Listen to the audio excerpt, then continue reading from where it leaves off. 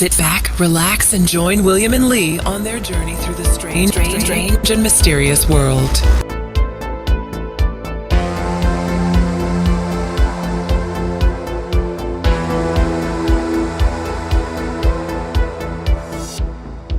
And welcome to Season 2, Episode 24, Strange Mysterious World. Tonight's guest is Claudia Klein, and she is the director of the South African Institute of Hypnosis. She also deals with past life regression and therapy. It's going to be very interesting to chat about that. That's something I'm quite keen to hear about. I tried to get a past life regression done some time back, didn't like me naughty. Not doing it. Well, come on, man, I want to see what, because I used to have, well, I still do. I have dreams about things that I've never seen in my life, places I've never, you know what I mean? Like, sometimes, well, most times you'll actually dream about things you've seen during the day or during your life, buildings you've been to, houses you've been to, people you've seen. Fuck, dude, I used to dream about stuff I've never in my life encountered ever. So I was like, sure, I've had past lives, which I think everybody has. And I'm seeing it. So I was like so keen to go and see what it was all about. And this guy said, no, sorry, it's only for therapy. I said, but fuck. Nothing wrong with me, but I just actually like to see what it's all about. He was like, no, that's. So, but did he say that he would like? No, he said no. I had the same thing because I was doing the documentary on past life regression therapy. Yeah, and like the same thing with me is like I wanted to go into a past life to see what it was about because I'm doing this documentary about it. So I go to the one therapist that I was dealing with, and I said, okay, cool, like come, let's go, let's put me under. Yeah, I want to see this past life. And she got like irritated with me, and she was like, no, this isn't a circus. This isn't like a safari. Like, you know, we deal with what's in this. We deal with what's in this life first. I mean, she was like irritated with me, you know, like I felt like embarrassed. She was like, we deal what's in this life first, and if there is any problem, then if it's not in this lifetime, or we find out that the problem where we can't resolve is in this lifetime, then we will go into the past life. You don't just come here for like a safari, you know. So I'm busy sitting there thinking like, oh my God, what am I going to do for this documentary now? I'm going to have to go to the backyard like hypnotherapist, like the one that does like the illegal abortions or something, and get like an illegal like past life regression therapy to go into a past life, you know. Take some mushrooms, man. You'll get there quickly. This was going through my mind, like, where am I going to find this like a black market hypnotherapist that's going to take me to the past life? So, but so anyway, with that lady, so I said, fine, okay, cool, let's go, let's go through this life, let's see what's, you know, because I'm just thinking like, you know, obviously, you know, so naive of me, I'm thinking like, fuck, there's nothing, and we're going to go straight into a past life. So I'm sitting there, and she's like, you know, she does a regression, and I go under. And she starts taking me back. Did she accept you to go back to go back? No, I was just okay, like, cool. I was like, let's sort out what's in this life. Let's go, baby. Let's go. Put me under. Let's go. And so like I'm lying there, and like so she starts taking me back in this life, and I get to my ex, or my daughter's mother. Yeah. Right. I get to her, dude, and I start having a panic attack. So I start having a panic attack, dude. I start freaking out. I can't breathe. I'm going like this. I'm going, I can't breathe. So she starts freaking out, dude, because now she doesn't know what to do. So she starts going like, okay, there's a oxygen mask on your mouth, like you can breathe now. Just that's like slowly breathe. And I'm just going like, I can't breathe. I can't breathe.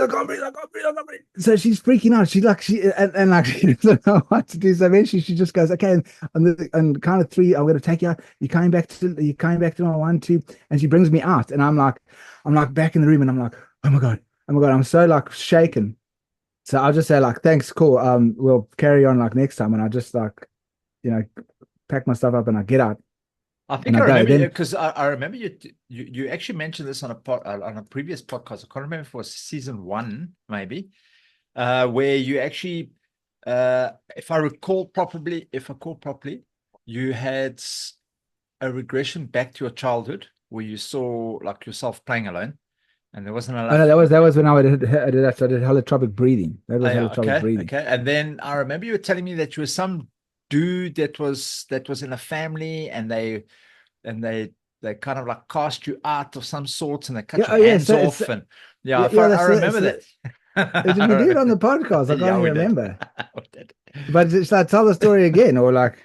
Yeah, I mean, go I for it. suppose it's, so I'm doing this documentary and I'm seeing all of the therapists, you know, like, and every time I interview a therapist or whatever, they say like, you want to come and do a session with me or whatever.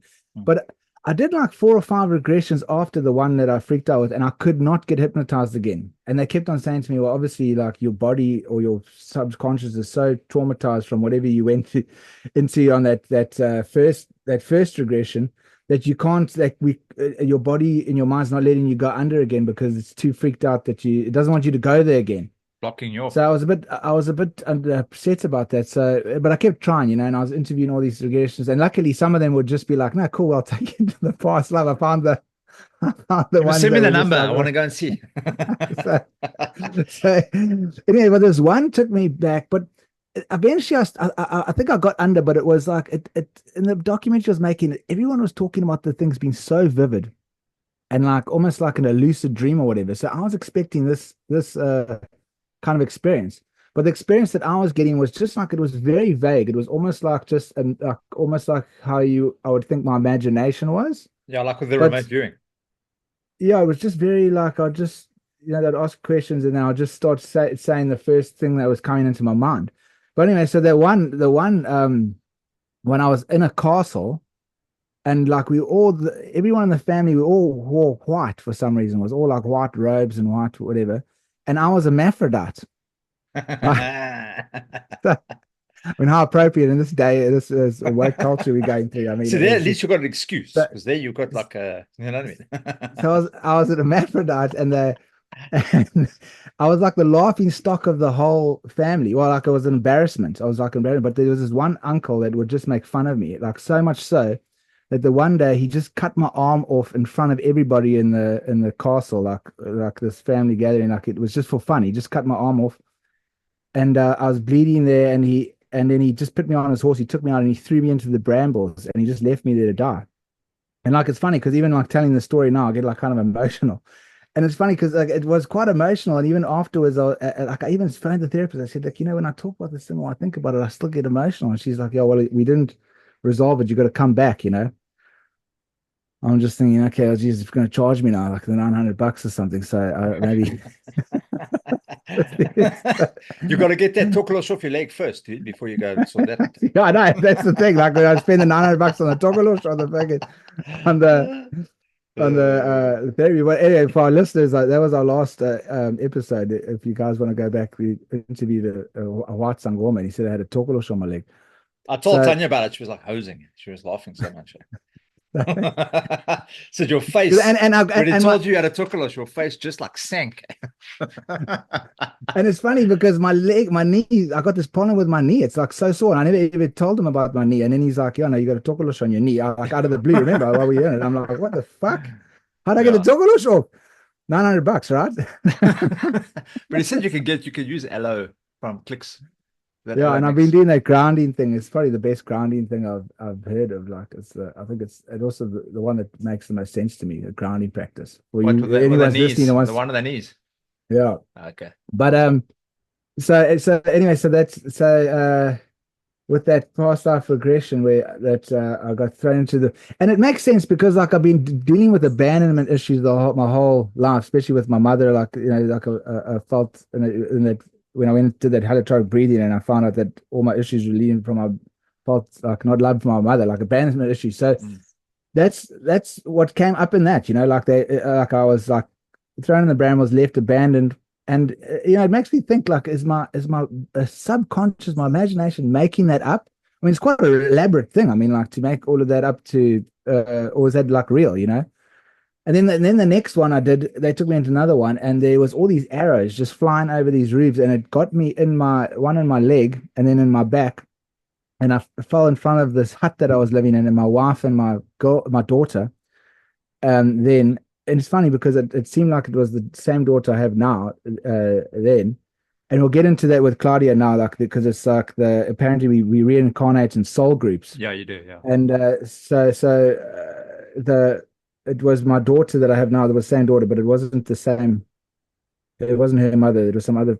So I was lying there dying, And it's funny because everything was burning around me and I got really hot in the room and I had to take the blanket off. I was like, please just take this blanket off me. I'm so hot. I'm so hot. So it's quite interesting how that fixed it. But yeah. So what in your one, what happened in your one? Did you anything interesting? No, nothing. I didn't want to do it. I could never get it done because the people that I'd phoned had all said no. It's only for therapy. Sorry. Well, I know the black market guys. Yeah, well, give me the black market oak. I'll go and visit. Yeah, set you straight on that, straight back there, man. Put you on some acid or something and take you for a trip down memory lane. Okay, cool. Is she coming on? Here we go. Okay, Claudia. Sorry, there we go. Claudia's There you changing go. What you're batteries there talking quickly. about. Oh, we're just gonna have a conversation about past life regression. Okay. Yeah, so yeah, we've kind Or of hypnotherapy and whatever. We'll see what comes up. It's just a combo. yeah Okay. we've kind of introduced you already. Okay. So we were chatting a little bit earlier, and I was saying that, and I'm assuming you're probably going to agree with this. I was saying that I was very keen to hear about past. I've always believed in past lives. I can't even tell you since what age, but I've always believed that there's been always something more behind. And probably a few years ago, maybe 3-4 years ago, I was keen to try and learn about it. I was keen to see what my past life was all about. I don't have issues. I don't have any underlying problems that would make me go and see a therapist. But it was just out of curiosity about dreams that I would have and things like. I was just like, I really want to go and find out what it's all about.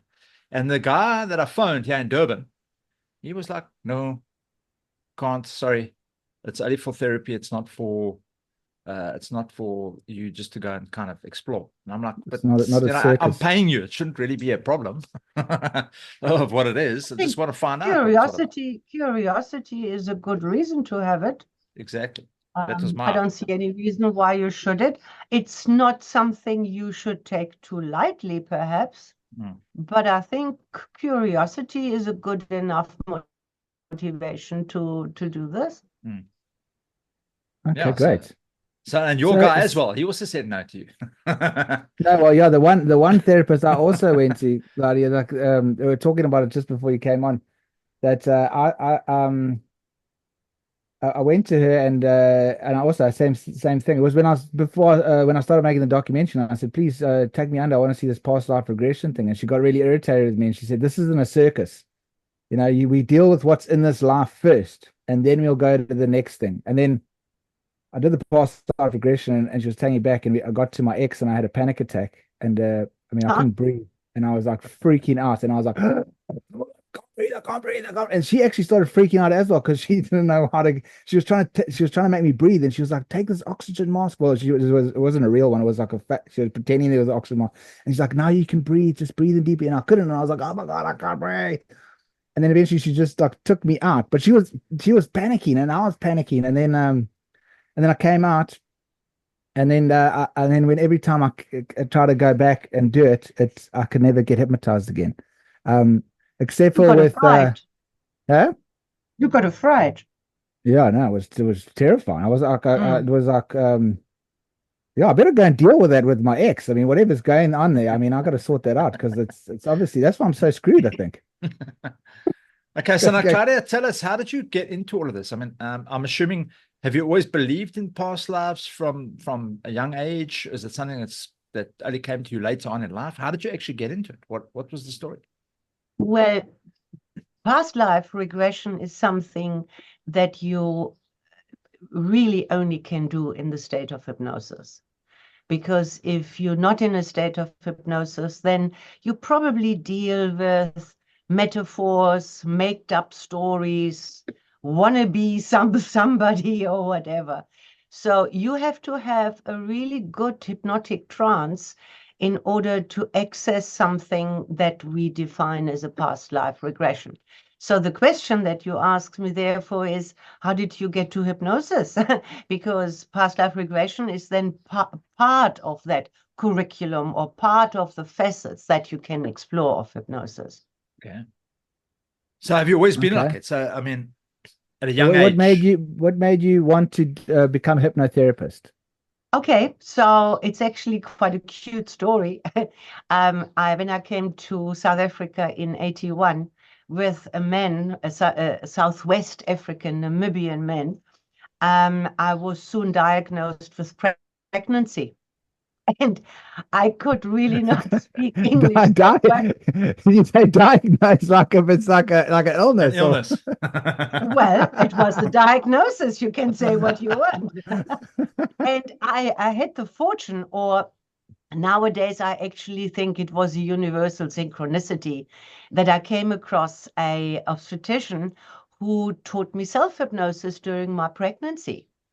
And his inviting words were, do you want to do this the easy way or the hard way? And I said to him, I don't know what you're talking about. I was quite naive, at 23. And so he had 8 months or whatever to train me to do self-hypnosis, because in principle, all hypnosis is self-hypnosis. And I had two children, not with him. When I say with him, he didn't father them, but he helped me deliver them. And there was the labor was so fast, and I can't say I didn't have any discomfort, but the screaming from the other end of the passage where the other women were, that didn't make any sense to me. And Wow. so for the next 10, 15 years, I thought hypnosis is only for that application. It never occurred to me to think that hypnosis could be good for something else. oh And wow. and then, William, we share that. I also left my husband and took my children and came to Cape Town, and that was 28 years ago or so. And in Namibia, you're quite isolated, you cover your books in brown paper if you read funny books, about the mind and things. And Cape Town was just amazing. I mean, I went workshop hunting. I became a workshop junkie, because I was so hungry. And then I came across one person and I recognized this feeling inside. And I said to him, are you using hypnosis in the self-development kind of processes? And he said, and I just knew I had to learn this. And he said, no, you can't learn it in South Africa. You have to go to New Zealand or Australia or the States. And I said to myself, you don't know me. I left Germany. I went to South Africa. I went to Namibia. Now I'm back in South Africa. Even I put my mind to something, and that means to relocate again, I consider that. But first, I went through then, if you might remember, the yellow pages. And there was the South African Institute of Hypnotism. And I contacted them. It had just been born. I mean, I was one of the first students. And there was no curriculum, there was no PowerPoints, there was no handouts. It was just storytelling, really. And I was qualified as a then clinical hypnotherapist. And I stayed in contact with this lady. And then after a couple of years, she called me in and she wanted me to start lecturing. And I felt very ill-equipped to do that, because also my training was not very in-depth, I must say. But it was the best there was. And how can you compare if you got nothing to compare it to? And when I started lecturing, I started learning. And then I spent the next 15 years virtually doing nothing else. I was eating, breathing, sleeping, hypnosis, and the curriculum and the institute, which I then took over, by the way. It became my life, my passion, and still is. So this is how it developed from a diagnosis of being pregnant to running the institute now in its 26th year. That's actually Wow, that's very amazing. cool. Yeah. So now the past life thing. Now, yes, I understand that hypnosis is part of it, but look, if you go and ask just an average person on the street about past lives, a lot of them, I would say maybe 50%, will say, no, there's no such thing. So how did you get into that side of it? Did you believe in past lives prior to becoming a hypnotist, or did it only kind of evolve as you started learning more about hypnosis? Well, let me say, if I remember correctly, I possibly was quite neutral about what I believe about it. But as a trading institute, I couldn't exclude that because it is still today one of the most fascinating, or at least for the public that they are interested in general. They sometimes only start the courses because they want to learn about past life regression. So it wasn't whether I believed in it or I did or I did not. It was part of, or had to be part of the curriculum. And then where my being convinced comes from is actually from my clients.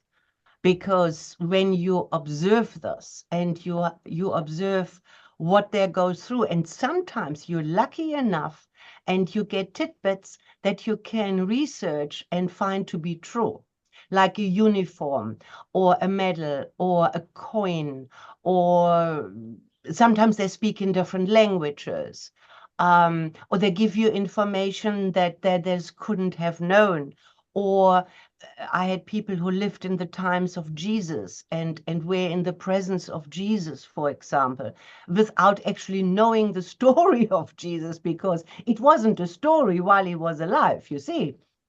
Then you come to a point where you just cannot deny it. Okay.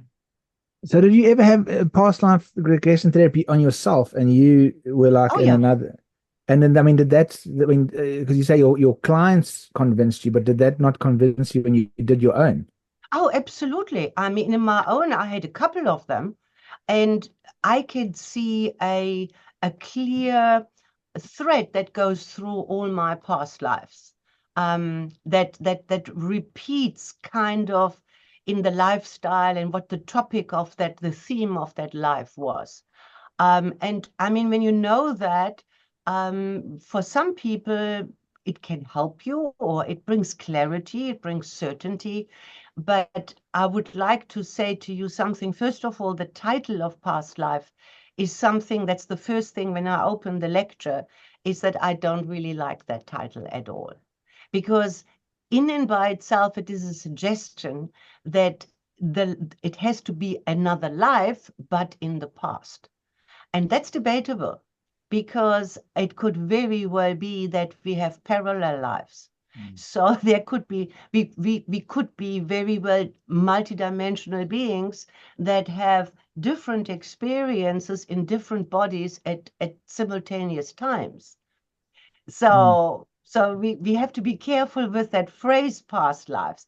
And when you do that, and you really open the box, then what is part and parcel of how we approach it is the time that you spend in between incarnations. That's sometimes the most important one, because yeah, well, a life may or may not be traumatic. By the way, I never met anybody famous. Everybody wants to be Cleopatra or something. That hasn't happened yet, but there may have known famous people. But it is the aspect of, so usually I can't wait for people to die in the past life, right? So that they Lucky you finished that sentence. Because I was like, what? and then they leave that body, and as it's debatable what you want to call that. Some people call it soul or spirit or whatever, but as that undying aspect of you leaves the body, it gets a better overview, and it gets an overview over this lifetime that you've just experienced, and then over multiple past lives, and then even more, which for us humans here is actually not really, you can't understand it, and you can't really be there. And that is only possible through this process. So Michael Newton, who is a best-selling author on the topic, he wrote Destiny of Souls, and 3 years, it was a trilogy of his books. And he calls it life between lives. And that's why we call it soul journeys, so not to step on anybody's toes. But the past life experience and the soul journey for me go hand in hand.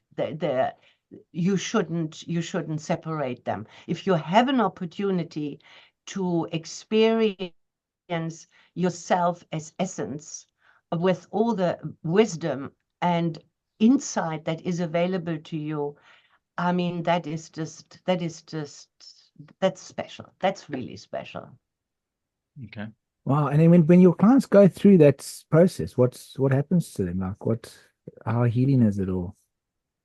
Well, that depends why you came and what you discover. And you see, we all know that energy can't just dissipate. Energy continues to exist. It just changes form. So, for example, if I had quite a brutal ending to my life, then there is no ways I could have dealt with that in that lifetime. And that energetic value gets carried forward. And if there is some truth in it, that some of that soul matter incarnates again and it's recognizable to a degree, then I might carry that karmic burden with me in this life now. And very often it's quite common to have people in this life that also were with me, and not me, I mean with a person in another lifetime. Not in the same configuration, not as husband and wife, but maybe sister and sister, or things like that. Okay, so Like that actually brought up a question. That brings up a question for me. Is exactly that. It's a soul group. So I think, according to some people that I've spoken to and listened to, they've all said that the people that you're with in all your lifetimes is the people that you'll always be with. So whether it's, I don't know, this is what they've told me, whether it's true or not, I don't know. So whether it's the wife you have now, could have been your sister previously, your mom could have been your granddaughter, whatever. So it's always, there's always a soul group that interacts always. I don't know. That's just something that that somebody told me. Yeah, you see, your granddaughter is your mom. Can be. Yeah. Possible. Yeah. You see, I've learned to be very careful making statements like that. I also heard this, and I think there is a possibility that that's true.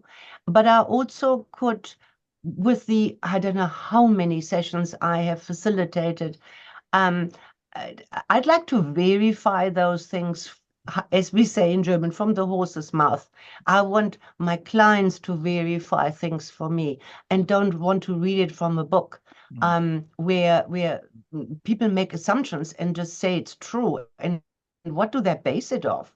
I mean, unless you have a near-death experience where you have been dead for a little while and you can come back and report on that, nobody can know for sure. So I'm careful. Because as a facilitator of these processes, if I have preconceived ideas, I may lead my client along my ideas, and that may block them to have a real experience. Yeah, sure. But Claudia, just in the documentary, I'm so excited. It's actually finally finished, and it's gone to distributor. We're going to see where it ends up, but it's very exciting times. But in the documentary, there's two ladies that interviewed. They were like best friends. And sorry, just the listeners, the documentary's got Claudia in it. She's one of the lead people that are interviewed. So, but there's two ladies that are interviewed, and they're best friends. And they were like, they said it was so funny. The one lady took her daughter to swimming, and then the other lady had her kid swimming, and then they were talking and they became best friends, and they saw so many similarities between their lives. And they're always inseparable. They always, when the one's having a bad day, the other one phones her and says, "Oh, I can just feel you're having a bad day." And she's like, "Yes, I am." And so they're very connected, and there's so many similarities in their life, but so then the one past life regression therapist, she took the one and she hypnotized her. And I got this all on camera with the interviews with the ladies in that. And the lady, she got interviewed, and she said we're taking you back to a past life where you with with your friend Irene. It was Helen. So Helen came and she said the past life regression theory. We're going to take you back to past life where you were with Irene, and she said she was with. She said she saw she was a little girl. She had a pinafore and a hat on. There was all these wooden panels everywhere. It was like somewhere in Europe, like in the 1800s or whatever,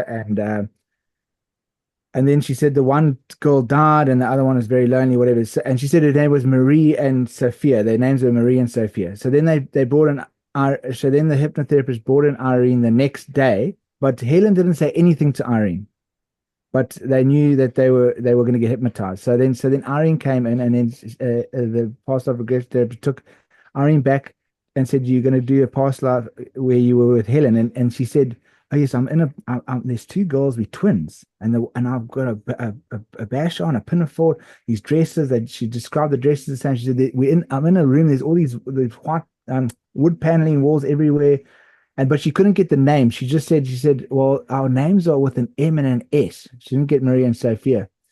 And then when they came out of the past life, then they phoned each other and they compared notes, and it was like exactly the same, and it was quite. I mean, it was quite something on the documentary. It's quite amazing to see this. And I mean, I get goosebumps talking about it now. And I mean, would you explain that, Well, I think it's amazing. Absolutely. And what a beautiful story for those two women to have and to share and to kind of remember and relive. However, the instruction to say to a client, now you're going into a lifetime where you are with a particular person. Well, to a it's suggestive. it is very suggestive, because you can lie in trance. But they both lie, but then they both lied about the same thing. Of course, thing. and that's why I say it is really awesome, because it seems like it is really true. One just has to be careful, because who has that opportunity to compare it? You know what I mean? That's super rare. So that's fantastic. But from a facilitation point of view, also when clients come with very preconceived ideas, what they want to experience for whatever reason, the first port of call is to soften that a little, because you might miss the mark what actually is important for you. So this was beautiful, wonderful, and I can imagine that you get goosebumps. But to be this directive to a client, especially when they're in trance, yeah, it is a bit suggestive, no? Yeah, it's not very professional, hey? I'm not saying that. I'm not saying that. Because if you wanted, and I could well imagine the way you tell the story, that these two ladies really wanted to have such a connection because it felt right. So yeah, I mean, they were elated afterwards. They loved it. They were so absolutely. I can get that, and in most probably in their case, it is true, and so it was lucky that it went that way. But if I want something really badly and I'm in trance, and either I override what my facilitator tells me, or my facilitator has preconceived ideas and tells me where to go, then I just make a story up. That's very possible. Yeah, and it could be dangerous, because imagine if they take you back into your life with, like, you have a boyfriend or a girlfriend that in this life has been horrible or whatever, and then they take you back, and then you see, oh, that she like poisoned me, stabbed me 30 times, ran me over with a car and chucked me down the cliff. And then you're like, oh, wow. And then you like start blaming her in this life. Yeah, see what you did to me in the last life. This, but you can't take them to court. So but yeah, now you believe that that's what happened, I actually have a story like that, where the mother came to me, maybe for stop smoking or maybe for painless childbirth. I really can't remember. And some years, no, I think it was for painless childbirth. And then a couple of years later, she had a second child, but she didn't need my services for that. So somehow. And then she phoned me and she says she wants another appointment. And only when she had the second child could she compare that her first child, now, I think she was about 7 or 8, was a incredibly difficult child. And she thought, when we mothers have a child, we think that's normal until we have a point of reference and we can compare. And she said, this child is just challenging me all the time. And she has also something within herself that is frightening me. She would, for example, that girl, she would bang her head inside the car against the window so hard and saying, I want to die, I want to die, that the mother was freaking out and did not know what to do about it. And as I listened to the story, I thought that could be a past life connection. Where does this come from? It's a loving mother. It's an okay household. The family unit is okay. Where would such strong emotions in a young child come from? And she entered a past life, and she and her sister had to escape what could have been a war zone or a disaster zone or something. It wasn't really important to have that background information. I was more important what happened to her and her sister. And they must have lost parents or guardians because they escaped on a little boat, and she kind of devoted her life to bring up her little sister. That's how they ended up. Very poor. I didn't even inquire how long ago that was or where it was, because none of that was really important. And I just asked, for example, what is your sister doing? No, she's coloring in on the floor. They had a little garden where they grew their vegetables.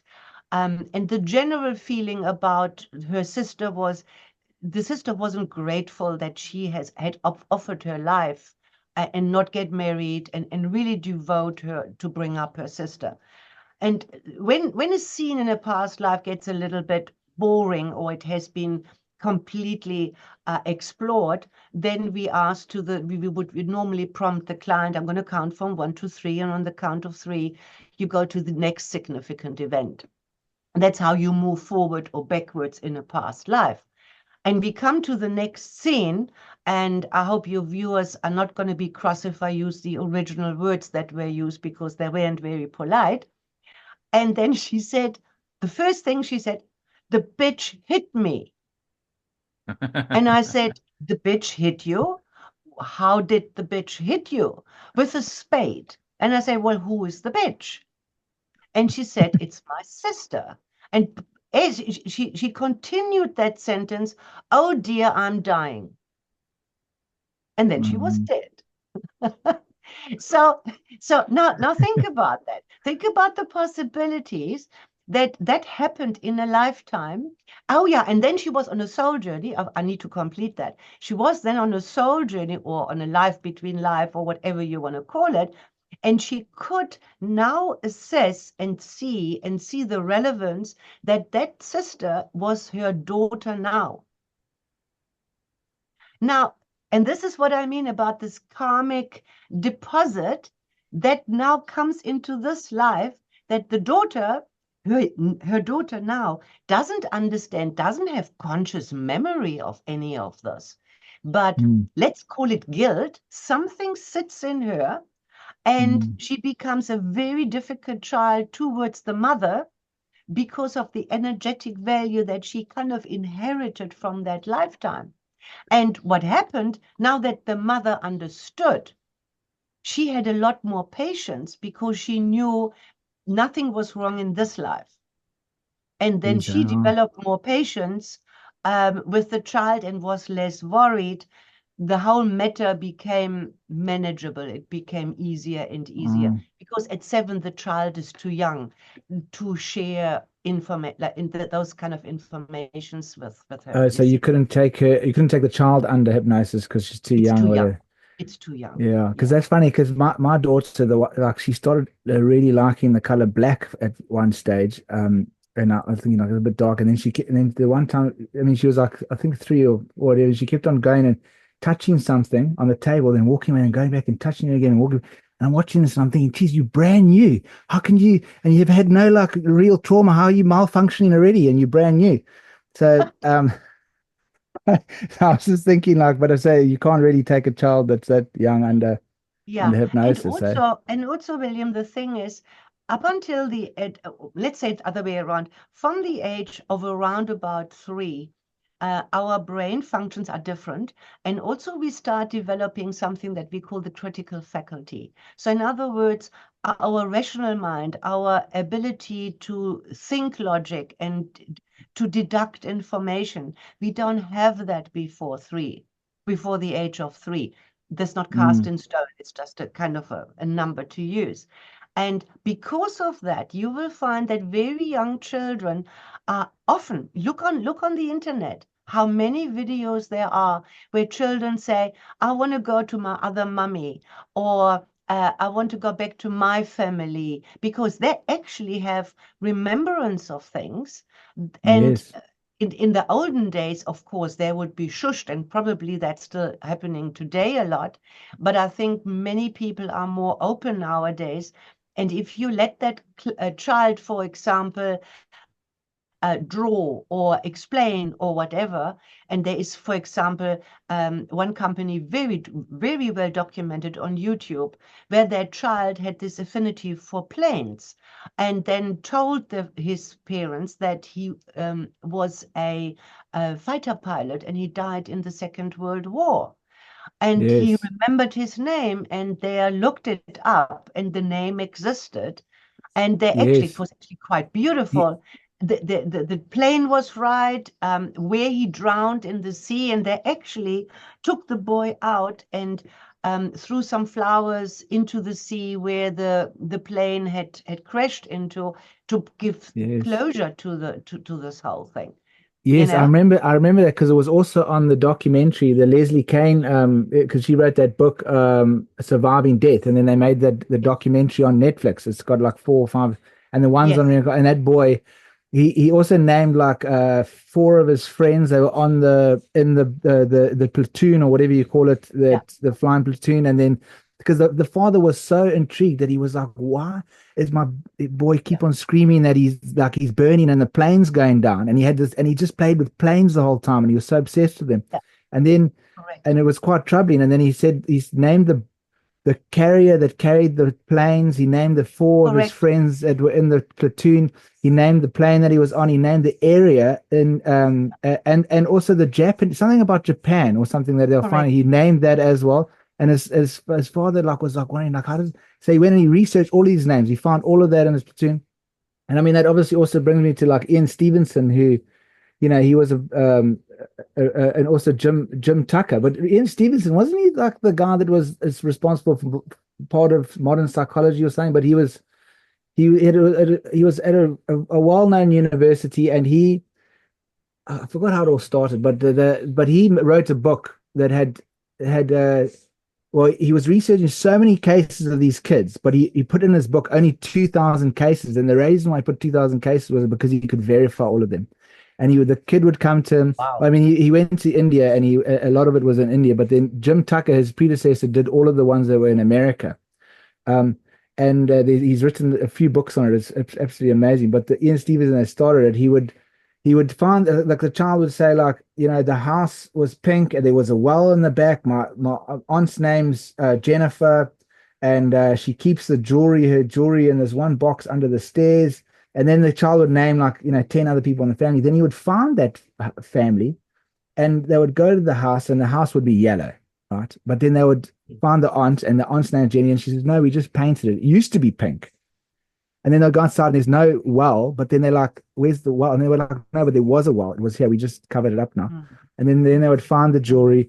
Then they would find every single person that family at that child, the name. So that, I mean, like, okay, coincidence. Your aunt's name's Jenny. Great. You got that one right. But if you name 30 of the kid names 30 names in the family, how the hell does that, how coincidence is that? And then it even went so far, he wrote the next book. He wrote it on, I forgot what it's called, but it was with birthmarks, that the birthmarks would correlate to the tragedy. So the guy would say like, yeah, no, I was robbed in this store I got shot 3 times in the chest here. My name was David, and it was on this date. Well, actually, the kid wouldn't say the date or whatever, but then they would find David in the David Johnson or whatever. They'd find the obituary of that. Then they would see, okay, this guy was shot 3 times. Then Ian Stevens would find the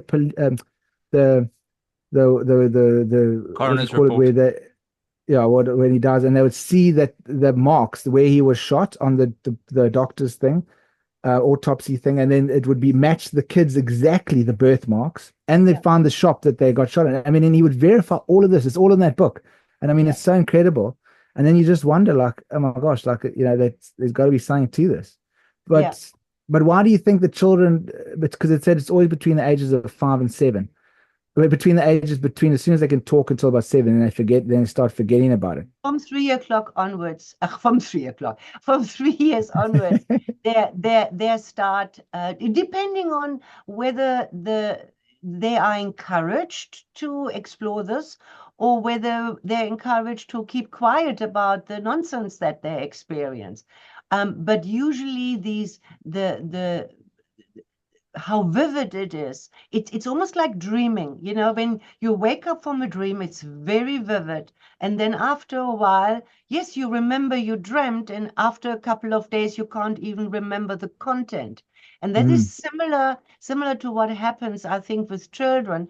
It's very vivid when they're still very small, and that's kind of useless because they don't have the vocabulary yet to express it very often. And then it gets lost, what I call behind the veil of forgetfulness, where it stays.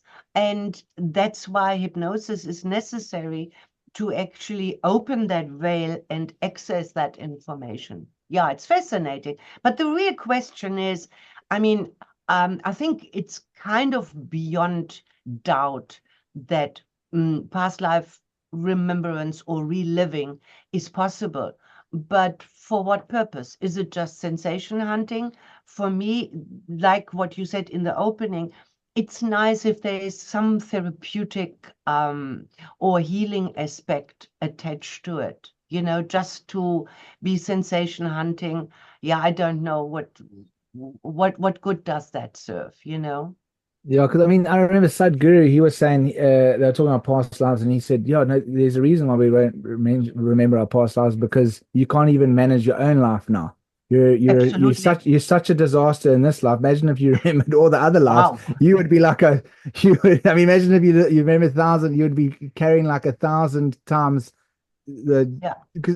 unmanagement, because we're all such. I mean, I'm not every single person I've ever met is a bit, for lack of a better word, we're a bit all fucked. You know what I mean? So like, imagine except there's one exception we've just learned. Lee doesn't have any underlying issues. I know. I was about to ask him that. When he said that, I was like, okay, Lee, I think we better put you under, because obviously you're in denial. You're in denial, my friend. I've got no underlying issues, man. But now, so the question, you kind of answered it sort of, but why? Okay, so we've got past lives, I agree, 100%. You've probably experienced some sort of trauma somewhere along the line, whichever life it may have been. It could have been 40 lifetimes ago, and you're carrying it through to your current incarnation.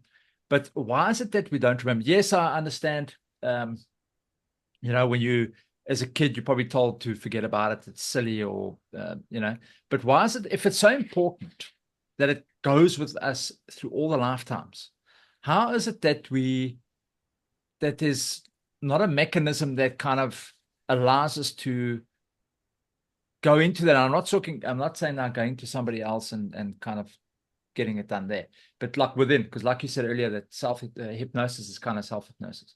Why is it that we are not able to remember this? Why is it that we cannot deal with our own problems and say, all right, this happened because previously this oak shot me in the head. This is why I've got this going on. I need to sort this out. But most people go through their lives, like you were saying with a lady and a daughter. If they hadn't spoken to you, it would be a constant issue, and which is what I'm assuming what most people have. And their lifetime ends. They've picked up all this more baggage now because they haven't been able to deal with the problems that have happened from previously. that's come into this life. They haven't dealt with it. It's now gathered more baggage, and the next lifetime is going to be even worse. So why is it that we don't remember? What's the thing? Why are we not allowed to remember what's going on? This is a prison planet. I don't think that we actually have the brain capacity to deal with that amount of data. So number one, or we haven't unlocked that capacity to deal with that amount of data. And also, I mean, look how many decisions we make because we look back on this life and we say, and I'm sucking something out of thin air, I don't want a relationship because statistically they don't work out and I get hurt, so I'm not going to do that, right? Mm-hmm. So imagine you could now remember another 200 lifetimes. What kind of belief systems you would create about so many things, and how many things are virtually unbelievable. I mean, I had people going back to times of ancient civilizations where crystal energy was used versus electricity. And if you're not open, imagine that. Where would you put all this? How would you make a decision in this life with a certain amount of confidence, because you do reflect on your history, if you would have all of this to consider?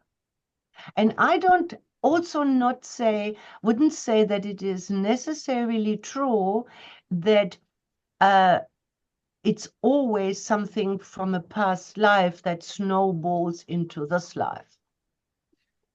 Not necessarily. I'm just thinking we need to regress everybody to find out who the guy that invented the electricity that came from the crystal so we can get that back. Yeah. So yeah, absolutely. But then everybody must play along, and that's where the problem is. I mean, look at the pyramids.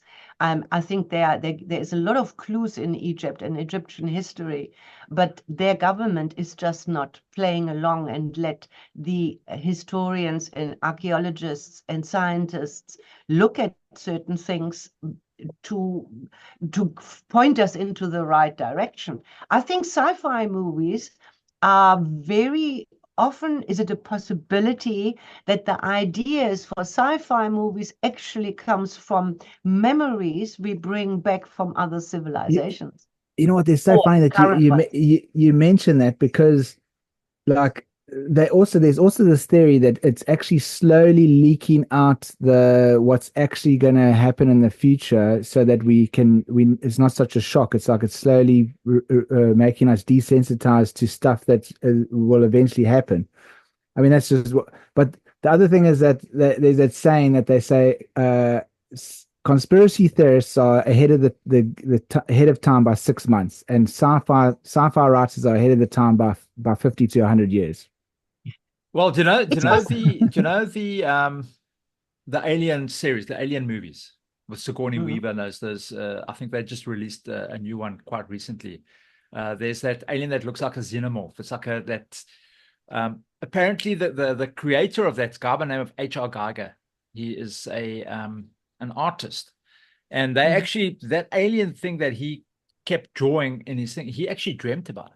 The only reason it came about is because it was popping up in his dreams, and he started now drawing these things. Yeah. So if we know what the dream world is, the dream world we know is the world where everything is stored. So that's possible that these things are real, and he's just drawing from memory. Well, I really believe in this field, or in the matrix, and if you let go of your critical faculty, in other words, you're in a kind of trance, you have access to everything there is, and you're only held back by your own belief systems. You know that little experiment that they do where they catch a flea, and they put them in a glass jar with the lid on, and after a little while they take the lid off, and has become their new reality. They don't fly out or jump out of it. It's documented. They even filmed it. And I think we humans are we are kind of subjected to that kind of experiment. We put a lid on our glass jar all the time, because otherwise, and that also answers Jeff's question again, if there wouldn't be a lid and everything, an infinite amount of possibilities would be available to us, I don't think we would cope. We're not coping with the limited amount of opportunities we have. Imagine it would be unlimited. Do you Yeah, think but this? Do you also, think this is? Do you think that perhaps? Sorry, Will. Do you think that perhaps when we were original human, or let's not say human beings, original beings that were on the planet, we had the capacity to work through lifetimes, and then kind of as we progressed or degressed, maybe is a better word, we lost that ability to. I can't answer that, but the way I would like to answer is, especially when you go back in time, look how connected we were to nature. Look how connected we were to everything the cosmos has to offer. Look how the ancient people were connected to the stars, and learned a lot from that, and nature and plants and whatever. So, in other words, we were much more connected to consciousness, all consciousness there is. And the past life is just a little pocket of this vast ocean of consciousness. So whether you do it that way, or you remember plant medicines or other things, it doesn't really matter. It's all there. It is just one tiny mirror, one little rabbit hole into the ocean of consciousness that past lives offer you. And of course, it's a curiosity. That's why I think curiosity is okay, because we're all curious about where we are from, what the purpose of life is there a God, what is my purpose? All these questions, they're somehow simmer in all of us. And we think sometimes that when we go outside of us, we get the answers. Isn't it so? Which is the wrong way around, by the way. No? The answers are all within. Well, that's why we're so miserable, because we're just looking, we're like, oh, if I buy more of this stuff, I'll be happy. More, you know, it's the same. If I go there, I'll be happy. If I get the new job, I'll be happy. But it's all inside you. Yeah. But it's to unlock that. That's the problem. It's to unlock the stuff that's inside you. That's what people can't grasp. They don't have the abilities to do it. Lee, I don't know whether I would agree with that. I think we just have to get out of the way, because it's there. Everything's there. It's just that our ego, our belief systems, our upbringing, our culture, our religions, whatever it may be, is a nice potpourri that puts this almost impenetrable wall towards this. And now we believe this is unavailable to us. But ask the gurus or the wise ones, they all have the same truth. The journey to find what you're looking for is within and not without. And when you get out of the way of that, then you can start exploring. Okay. So how do you do that? I'm going to assume it's like meditation, and I understand that. I understand that thought comes into it, because thinking about, like you said, your belief systems, and that you've got to kind of just step back and say, all right, let's forget about that. Let's forget about this. But then this is maybe I have a problem with it, because as much as I believe in all this stuff, I believe in past lives, I believe in Akashic fields, I believe all this stuff. It's difficult for me to get there, because I don't have a proper process to get to that thing. Because when you go, like William has said, in plenty of podcasts, we either follow this guy on the podcast, this guy says that on a podcast, this other guy says, no, you must do it this way, this other guy says, no, you must do it this way. It's to try and find the right direction of just saying, okay, this is how you do it. Step 1, step 2, step 3, go. This, and you'll have a. I understand. That's hard. I don't know what to believe. Who to believe? And everybody seems to have their own method that works. You know, I think maybe the first question is the better one, is the why and not the how. why is that important to you? Because if you get clear about the why you want to know certain things, most probably your consciousness will show you the how. And what was said earlier on, what I think Will was quoting Sadhguru, it is true that we have enough to do with this life, and to stop resisting what's happening in this life. We're just way too busy with everyday happenings and the pressures from everywhere, like having enough money and status and whatever it is. And this is actually getting worse if you think about it with social media. And now we have so many other people who look so much better than I do. So now the pressure is on even more. We don't really relax into our experience of being, because we keep on doing.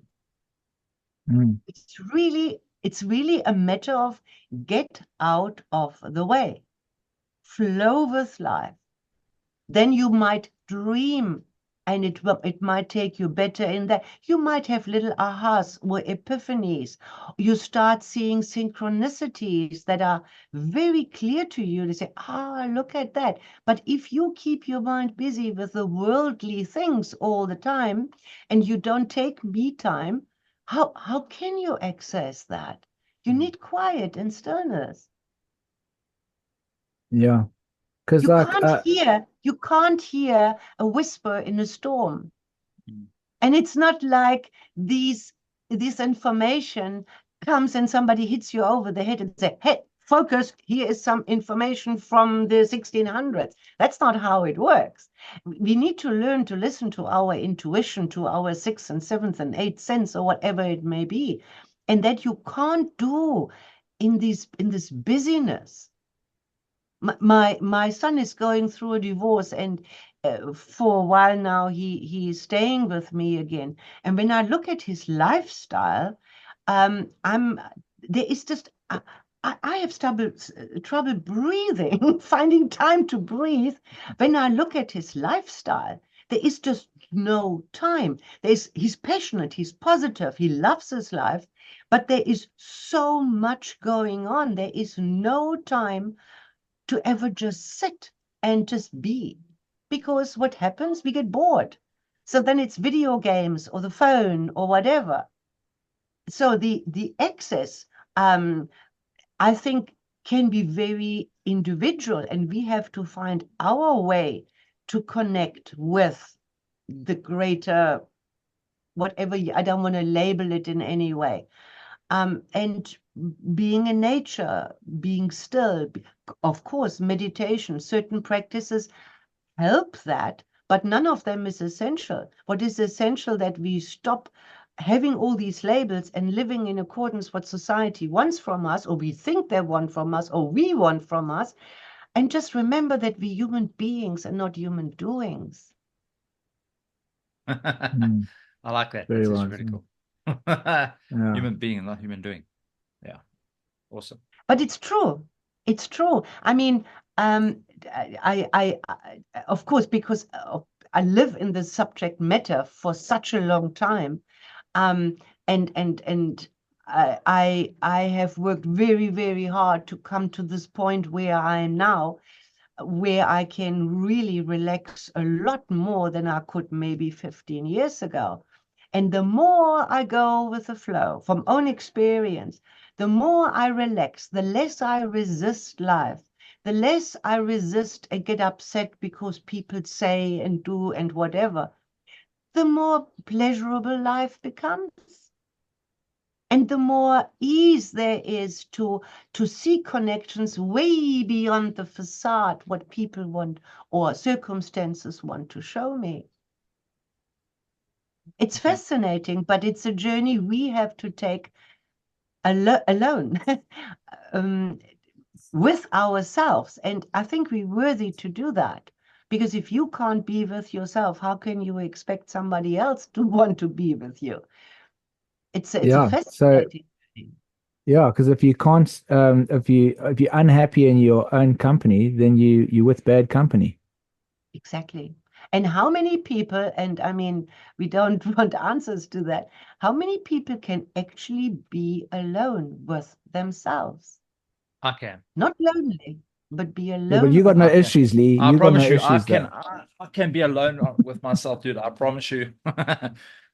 Sometimes I actually just look forward to being on my own. You know, Yeah. it's I can do what I need to do.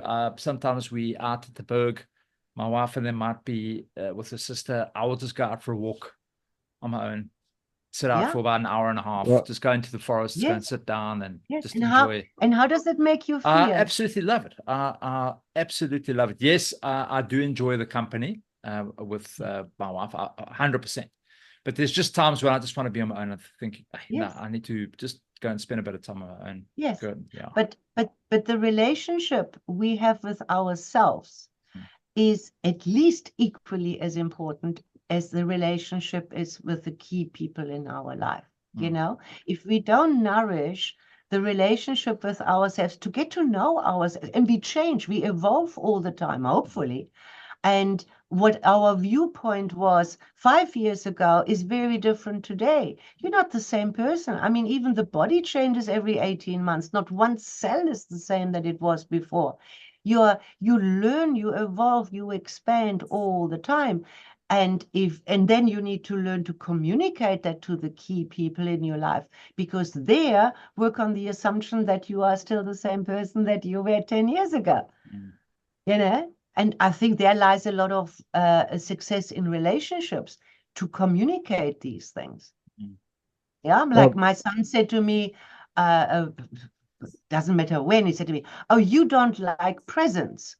And I said, that was true, absolutely, but we haven't really been close for, it was then, let's say, 5-6 years. Wouldn't you say that you have changed in the 5-6 years? And he says, absolutely, I have. I said, would you grant me the same right that I've also had a chance to change in 5 or 6 years? And I actually learned not only to accept presents, to actually enjoy them. Same with compliments. It was important to me to overcome that and to work through that. So, but he still saw me with this old picture of me, you see. So, and if we tie this back into past lives, and now I see myself as a glorious prostitute, or as a rapist, or as what very often is the case, a very dull lifetime that I live. Yeah, there was nothing amazing happening. It was dull. So now I incorporate that all into the data bank that I'm carrying in my head with me. And that may or may not complicate, may give clarity, but it may also complicate things a little bit more for me, because now I'm drawing new conclusions on that tiny little bit of information that came from this one little experience, one little window in a lifetime. And I might have had 400 or 800 of them. you know what's it's frustrating though, like what I also find, like when you're young and you have this like traumatizing effect, like something your something happens to you and it's so traumatizing, it's usually always obviously it's a negative thing, and it stuffs you up for the rest of your life. But then how come when somebody does something so amazing for you, like your mother did something or your father did something so incredible for you when you're a youngster, that it put you into the state of ecstasy that you just carried on through your whole lifetime? Like it like traumatized you in a good way, that it's just like your rest of your life was just so amazing after that. But that never happens. It's just this one shitty like thing that happens to you that stuffs up your whole life. And the same thing with the past life regression. If you died in ecstasy or something, like, and then you came into the next life like enlightened, you're like, wow, because I just died with that most incredible feeling, like, and now like I passed it on to my next life, and you carry it. It doesn't. It just happens with the negative. Yeah, it's because I think you can put it back to our caveman programming, to know what's safe and what makes us survive and what could threaten our survival. So when something traumatic happens to us, please, there's no logic in this. It doesn't have to be logical. We file it as potentially life-threatening.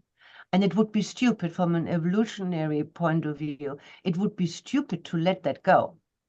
because then my chance of not surviving the next time having an encounter with something similar is greater. So I collect this information on a subconscious level as life-threatening, right? And so I don't want to lose that unless I really make the effort and unpack it and see the relevance and work through it and understand the motives of the perpetrator and start forgiving and understanding and whatever, which you can, absolutely you can.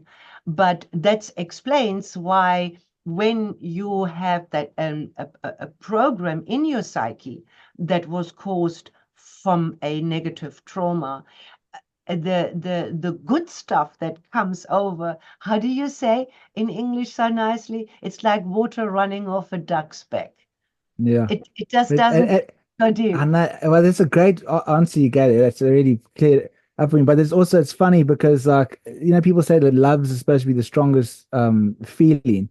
But sometimes, like, I just wonder because, like, if you're at a restaurant and something bad happens to you, like the food's off and the waiter was terrible, and then you would actually spend maybe like 15 minutes of your life sitting there and writing this bad review. Like, you're just like so angry and you're like, and it takes like 20 minutes out of your day and you're so upset and you're so angry and you're just like, this happened. And it's like 20 minutes and it's like, you don't even know what is that going to even do. But if that waiter was so wonderful to you and the food was absolutely amazing and you had the most amazing experience, you're not even going to take 1 second. You're not even going to take 5 minutes to write a good review or anything. You're just like, and you're out. And it's just amazing how that bad experience will actually take so much time out of your life. But that's conditioning. That's conditioning. We live is. in a world where the negative is highlighted and the positive goes under the table. Yeah. And that's what you have to make a decision for yourself within. Is this how I want to live? Because if everything is frequency, then every experience and every person is just a connection with a certain frequency. And when you understand, like Hawkins consciousness map is just a wonderful tool for that. And if all I have to do in order to have the best positive life experience is to keep my vibration high, then I will be very careful when lower expressions of vibration come towards me, and I will make hopefully a very conscious decision whether I engage or not.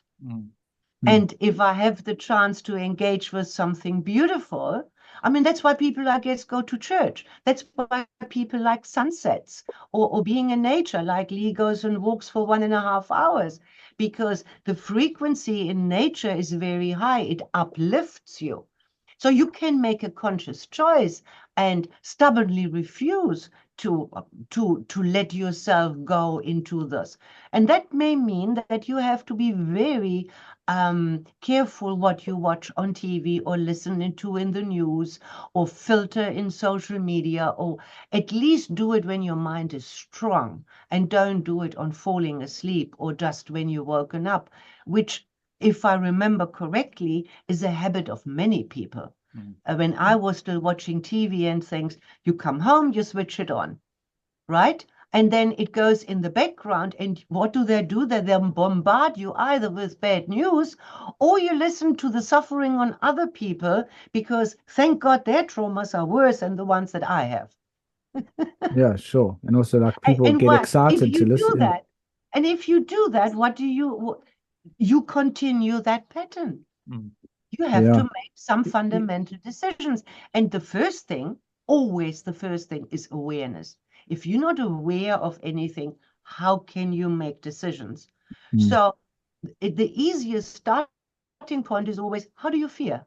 Now you ask randomly people, I mean, obviously not on the street, but how do you feel? Sometimes they don't even know.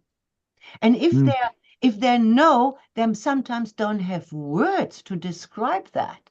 So if one of the simplest things you would do is to say, let me build a gauge here on the inside of my forehead where I measure how I feel, like a fuel tank.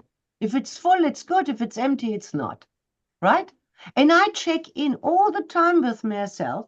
How do I feel? How do I feel? I don't need words. I can just check. Am I on a high, or am I going towards a low? That's awareness of yourself. I'm glad you brought that, because like that's also funny, because I was telling my aunt the other day, because she was wondering why I meditate, like, and she was like, "What's the point of whatever?" But the thing is, what I've noticed about meditating like every day, like uh, the the thing is that I've also become so aware of like what I'm feeling all the time, like, and that's also probably why I feel so uncomfortable a lot of the time, because I'm actually so aware of it. But then I sit there and I'm like, okay, where's it coming from? Where? And I can feel where it is in my body, and I'm trying to think, okay, and I can kind of think, I remember my thoughts, and I'm like, okay, I was thinking of that, and it has brought a lot of awareness to me. But I'm trying to, and also what's also interesting is the awareness of when I say something to somebody, I can actually know what is behind that, what I'm saying. Yes. Like, am I manipulating Good. them? Am I saying it to like gain, like, I want I want them to love me, or like I'm trying to, it's like it's becoming so aware that I can even, like, what I'm saying, I can start changing it, because I'm like, okay, this is what I'm doing, that's what I'm doing. So actually stop saying that, because like now you're trying to manipulate it. So like I've become aware of that so much, and it's really quite fascinating. But then, but I'm still working on. Obviously, sometimes I don't know why I'm feeling a certain way, and I do, and I sit there and I try and think like why is it why is it coming up now? But another frustrating thing is that when I'm speaking to very like spiritual people, or like also like on the internet, like gurus and stuff, like I've also heard some gurus say this so many times. And also, it's funny, I was with that lady the other day, getting some treatment for something, and then she's like, it's a choice. Like, just, it's your choice to think like that. Just it's 100% your choice. Just choose not to do that. Choose not to think like that. And it's like, yes, okay, that's very like obvious, and that's very like very surface level. And also Sadhguru, he says it's 100% your choice. It's your choice that you feeling like that. And yes, it is, but it's so much deeper than it. It's like, that's almost like saying to somebody that's like, that's just lost their son or something, and says like, no, it's your choice. Are you upset? Yeah, it's your choice to be upset. Now just be happy. It's like it's almost like saying to me that there's like a rock has had water running down it for so long, and now it's got this groove in it, and now you're saying to the water, no, it's your choice to go down that thing. Water, go down this way. It's like, I find it's very frustrating for people to say it, because to me, my neurons and the memory in my body is so like, it's so stuck in that way, that to say just choose not to feel like that and just choose the other way, I think it's more of a process. You've got to, well, first you become aware of it, and then you've got to maybe do some self-hypnosis, like you're saying, or meditation, and then start programming your mind. Like, it's way harder, and I think it's a lot more of a process than just to quickly change. No, but you can't just decision. change, because it's also circumstance. I mean, say for example, you lose your job, you've been fired, or they retrench you, you've got now nothing. You know what I mean? You can't be feeling, oh yeah, I can. Now you're thinking to yourself, oh shit, how am I going to pay bills? How's this going to happen? How am I going to do that? So you can't, it's difficult as a human being to try and come to make yourself feel positive about a really negative thing that's happened. You know what I mean? We have to work through a process in order to do that.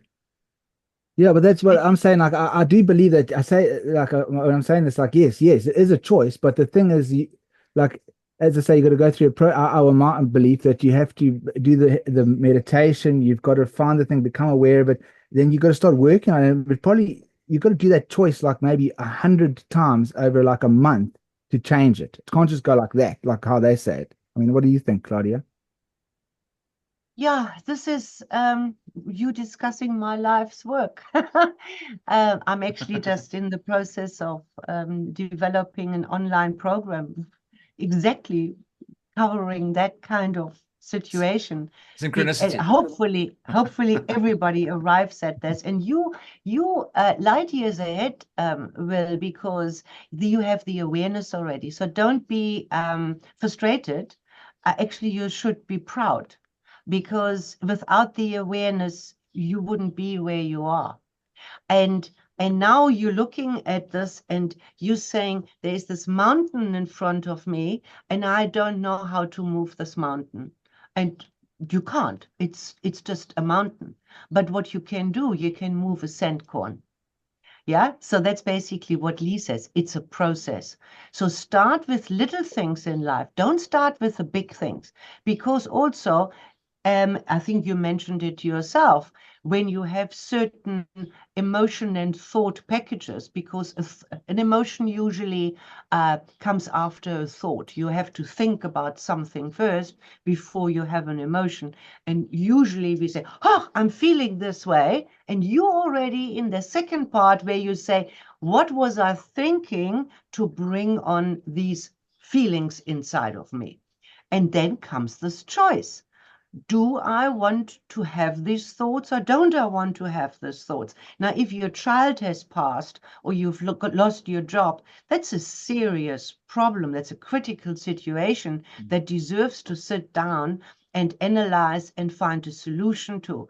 But if you're in traffic and a taxi cuts in front of you, that is not life-threatening, hopefully, and you can just, for example, decide to let it go. I tell you where the little twist is, Will. The twist is that most people think that we are victims to our mind, to the activity of our mind. And it feels like that. It does, because it's everywhere. It's so overwhelming. It has so much to say. And I'm just here, the poor recipient of this. And what do I know? And that's not how it's meant to be. This is actually almost the equivalent to a teenager that never receives parenting. I mean, they will just run wild. A mind needs to know its boundaries. And I have this one analogy that I like to say to clients because it's humorous and then they get it straight away. When you go to a restaurant and the waiter brings you a menu and it has many pages, you don't order top left, eat yourself down the first page and continue on the next until you come to the end of the menu. That's stupid. You couldn't do that. So you choose from the menu what you like. Now, the menu of the mind is exactly the same thing. It has a lot of offerings, and you have absolutely the right to choose from that menu. That's not meaning denial. That's not meaning that certain things don't require our attention, but we can decide when to sit with that. Yeah? If you had a lover called Jenny and she was nasty to you, and now you think, oh, I'm invited to a party and there is a woman called Jenny. What if it's her? What if it's her? And then all these emotions come up. Yes, there are. Yes, there are connections in your brain. And yes, your emotions are connected. But would you have a choice to say, let me just see whether it's really a Jenny and whether it's that Jenny and whether I still have all these stored kind of emotions for this person? And then you go to the parking lot and you look at all the number plates and you're looking if it's her car, or you go in. It is her. Why Damn go there? Why go there at all? If you're still suffering what Jenny or your parents did 40 years ago, then probably you had a lot of littler traumas that cut into the same wounds, and maybe some form of therapy or counseling or whatever might be helpful to you to overcome that if it's a deep enough groove that has carved itself. But there are many things, and this is what I recommend. There are many little things where you can execute your choice. Little things. You can choose to say, and this is the awareness, what kind of thoughts am I allowing in my head? And you know what is a beautiful, simple tool to use is gratitude. Because it shifts the occupancy of your mind into looking for something positive. And if you train yourself, whenever it goes into somewhere where you know it will end up you not feeling good, make the choice. Do I want to be dragged there? Or do I say, thank you to the waiter that comes with the menu. No, thank you. I don't want that. And then we have terrible fear. What will I think then? Oh my God, there's going to be an emptiness. And to fill that emptiness, you can use gratitude or you can use affirmations so that you don't have that fear. And if you persist with this just for a while, you will train your mind to become the servant that it's meant to be for your life. Awesome. Yeah. Yeah. That's so cool. So, Hardy, that's very wise. I love speaking to you. Very, very wise stuff. The only thing is we went so far off the topic of regression that, well, not really, but like sort of. But it was fun though. But the thing is, just before we wrap it, I don't know, Lee, do you have any other questions? There's two other things I wanted to ask. Kind of just one thing really on my side. So the South African Institute of Hypnosis, when you first took it over, I'm assuming it was like very low key, not many people kind of belonging to the group. And now I'm assuming, what's it, 30 years later almost?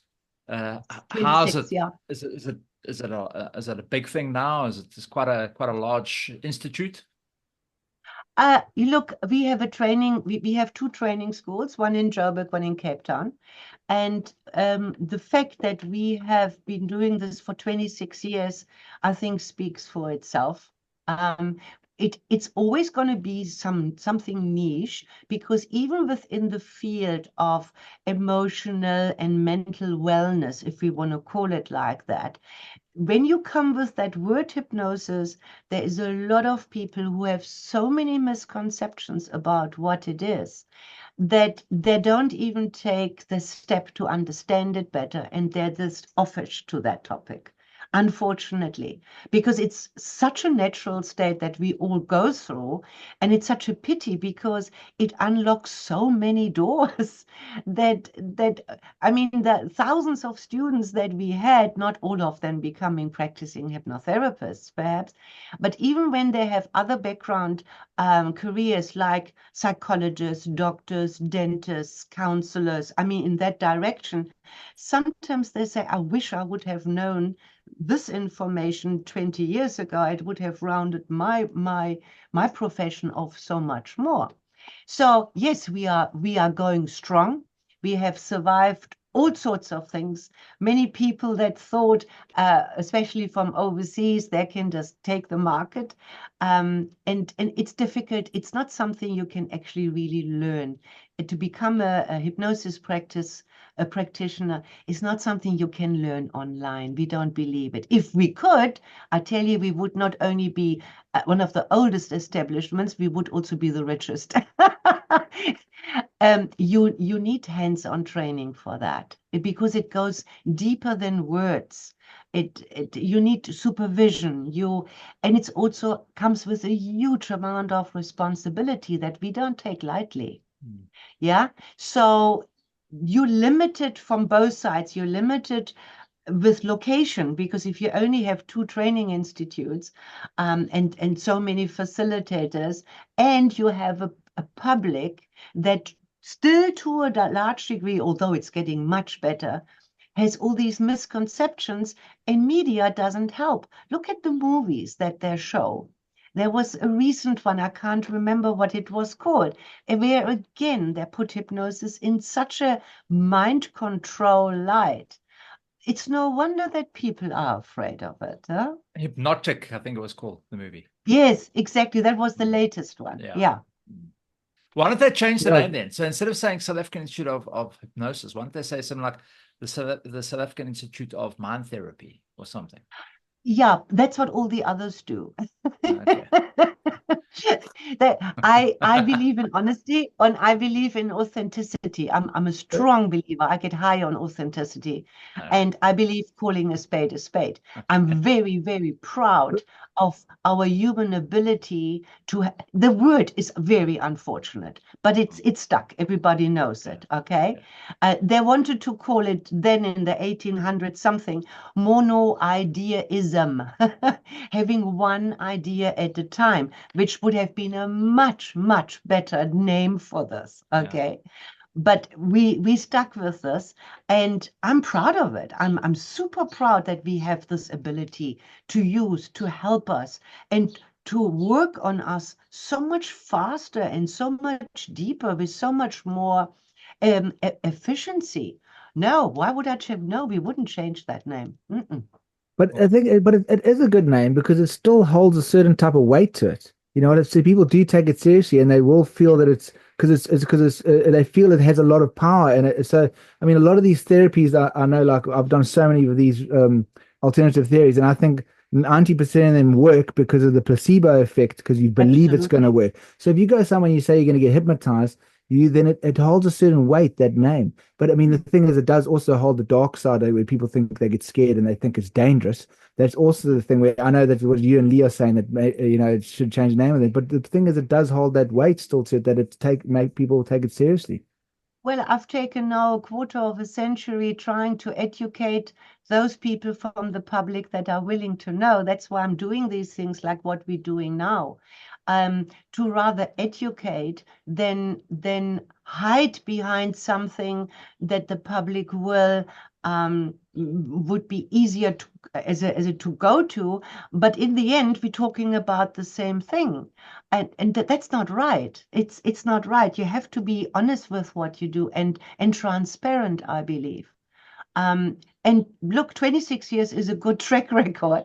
And now with adding an online self-development program, quite a unique kind of slant to it, hopefully, more people, and again, the word hypnosis crops up because it is so natural that you can't help being in hypnosis every now and then.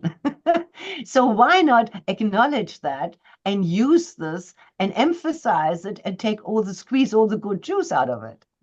So yeah, so is there any danger to it? What danger do you think there could be with it?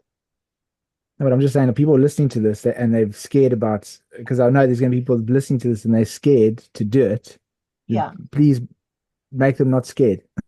What did you say to that? Well, I think when you want to do this, as I said earlier, all hypnosis is really self-hypnosis. It's just that you don't know how to go into the state because you do it automatically. So maybe there's books. We have a one-day workshop where we teach people completely independent from all the other training.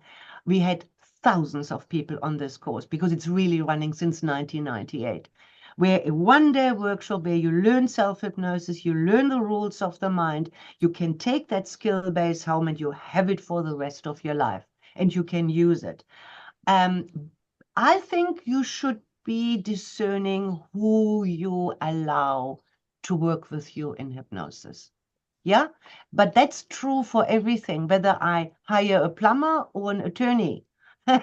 I get good plumbers and I get bad plumbers. I get people who, I don't know, qualify online somewhere in a couple of weekends, and they now think that they have everything what a hypnosis practitioner should know. And I would be careful because it is true that in the state of hypnosis, you are more susceptible. You are more inclined to, that's why, for example, statements that you make in the state of hypnosis are usually not admissible in court. Not because what comes out might not be truthful. It's because the way the questions are asked may not elicit the truth. But Claudia, that you brought that up. Remember, there was that thing, I don't know how, like it was 20 years, 30 years ago, I can't remember when it was, but there was all of those people, that the fathers that were getting arrested because the daughters were getting hypnotized, and they were saying that their fathers were sexually abusing them. And then like years later, their fathers are all in jail, but then they realized, like, actually my father didn't molest me. It was just the way that this hypnotist was asking me the questions that I came to that conclusion. And then it was a big thing. And then those people got out of jail. It was like a huge, I was thinking, like, that's quite I don't scary. know that case, but I mean, when we teach this, I usually give an example when you do a regression in this life. And now the client is, let's say, a little girl, she's 2-3 years old.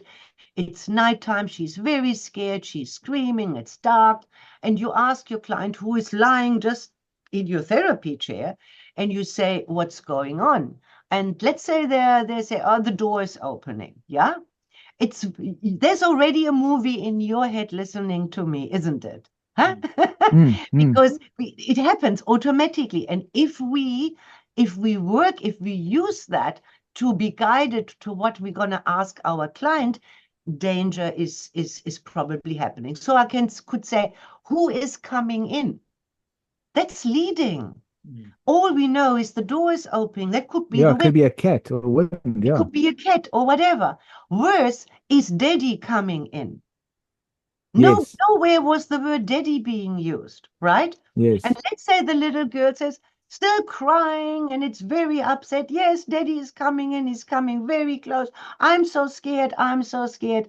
And now daddy is in very close proximity to this little girl, which is your client lying in your chair. And the movie in your head is just blowing out of proportion, isn't it? Right? Yeah. And then as a facilitator, if you don't know how to deal with these situations appropriately, an appropriate way would be to say, and what is happening next? Not what is daddy doing, for example. Yes, yeah, exactly. What is happening next? And then maybe she says, daddy's kissing me goodnight and tells me I had a bad dream and he's tugging me in and I'm feeling much better. Whoa, what a letdown. But how quickly could that have led to it's called a confabulation. It's a lie that we believe. Yeah. Yeah. And here it's now a nice tie-in back to past life. When I was in India speaking to the Indian Hypnosis Association, they have a belief that I actually quite like. They say before we should allow a regression to happen in this life, people should learn past life regression.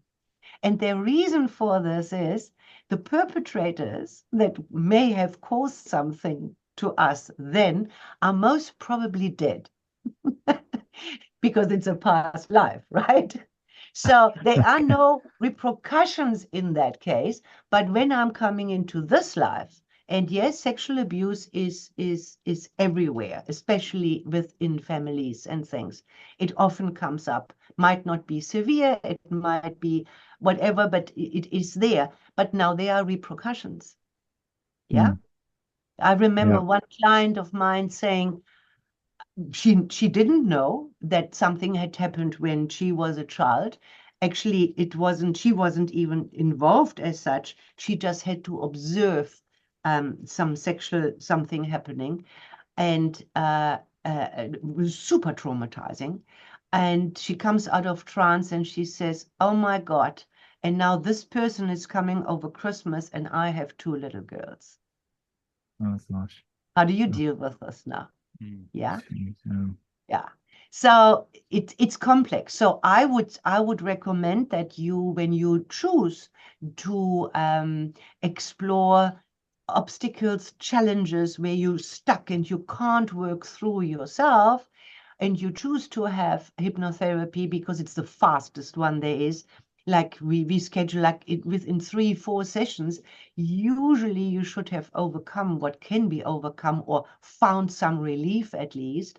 Make sure that you take somebody who had good training, serious training from some reputable place, and don't just use, sometimes you see on lampposts, be careful what you let into your mind. Whether that's TV, whether that's radio, whether that's social media, and certainly somebody who you want to trust. Yeah, geez, that's like, it's so funny that you say that because I've also done a documentary on psilocybin mushrooms, and people actually trust more. People are scared to do hypnosis, but like they'll go for like a mushroom journey with somebody that's just claims to be a shaman because it's like this new trend thing. And the horrifying stories I've heard of like what's happened in those places and how they've come out, because it's supposed to be in the medical, I don't know, big fad now that it's a silver bullet. It's going to take away all your problems and your post-traumatic stress and your depression and everything. Some of these people I've interviewed have come out with like psychosis because they're with the wrong person leading in the wrong thing. And there's people Yeah. that are like willing to do that, but they won't go to a because they're scared of Yeah. hypnotism. But yeah, Yeah, so I think that those are different applications. I think plant teachers definitely have an application for those people who are inclined to do that. But the environment should be controlled, the dosage, the origin, what are you taking, when are you taking it? There is a lot that you should consider about this, right? And hypnosis is so much easier, but it has a different kind of application, because if you just think psilocybin, a fungus is the oldest thing that is on this planet. It has seen everything. It knows everything. Yeah.